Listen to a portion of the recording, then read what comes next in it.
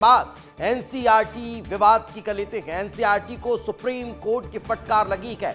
Judicial corruption वाले chapter पर यह फटकार लगाई गई है। सुप्रीम कोर्ट ने अब इसको लेकर नोटिस जारी किया है। शिक्षा सचिव को नोटिस जारी किया गया है।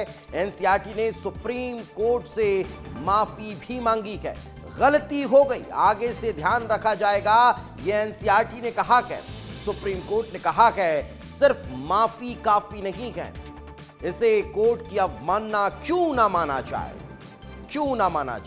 और यही कारण है कि आज कोर्ट की फटकार के बाद अब एनसीईआरटी को यह साफ कर दिया गया है कि सारी कॉपियां हटा ली जाएं। जितना डिस्ट्रीब्यूशन हुआ है, जहां जहां हुआ है, उन सभी को हटाया जाए और इस चैप्टर को पूरी तरह से यहां से हटा दिया जाए। तो शिक्षा सचिव को नोटिस जारी किया गया है। एनसीईआरटी को फटकार लगाई गई है। इस वक्त हमारे सहयोगी अमृत तिवारी हमारे साथ जुड़ चुके हैं, उन्हीं से बातचीत करते हैं। अमृत, काफी गंभीर मामला अब ये समझ में आ रहा है और अब देखने वाली बात होगी कि एनसीईआरटी का अगला कदम क्या रहता है। देखिए, इस मामले में चीफ जस्टिस सूर्यकांत ने जो है कड़ी फटकार लगाई है और उन्होंने ये ज़रूर कहा है कि आप जो हैं इस पूरे मामले की जब एक तरह से आगे बढ़ा रहे हैं तो क्या आपको ये इल्म नहीं हो रहा है कि इसका समाज के ऊपर और विद्यार्थियों के ऊपर क्या प्रभाव पड़ेगा।